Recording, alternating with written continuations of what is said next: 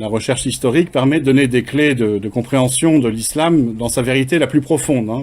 C'est-à-dire que les judéo-nazaréens et les arabes se croient eux-mêmes investis d'une forme de mission divine, faire redescendre Jésus, ils deviennent les auxiliaires du Messie, et ils s'investissent d'un rôle politique, là, donc ils commencent déjà à prendre pour eux une partie de ce que le Messie devrait faire.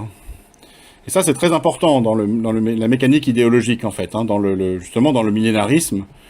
Dans le millénarisme, ce qu'on a vu dans l'histoire tout le temps, ce sont des gens qui, d'une certaine façon, se prennent pour Dieu, ou se font eux-mêmes les instruments du jugement de Dieu. Ça, c'est le millénarisme des judo-nazaréens qui est fondamental, qui est aux origines même de l'islam.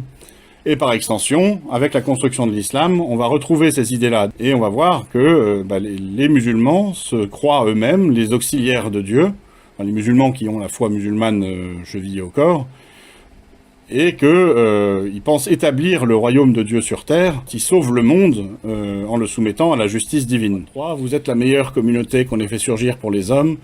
Vous ordonnez le convenable, interdisez le blâmable et croyez en Dieu. Dieu a promis à ceux d'entre vous qui ont cru et fait les bonnes œuvres. Là, on retrouve les bonnes œuvres, c'est-à-dire ordonner le convenable, interdire le blâmable, qui leur donnerait la succession sur terre, c'est-à-dire le califat. C'est le mot khalifat. Allah subhanahu wa ta'ala, il nous dit, vous êtes la meilleure communauté qui est surgie sur terre. Pas la deuxième, pas une bonne communauté, la meilleure des communautés. C'est une responsabilité pour toutes les injustices qui frappent la terre sur laquelle Allah subhanahu wa ta'ala il nous a mis comme gérant, comme responsable de l'ordre public.